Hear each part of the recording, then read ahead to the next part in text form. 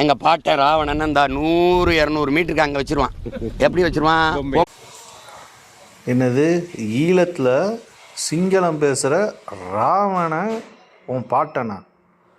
என்னடா இது ஒரே குழப்படியாக இருக்குது.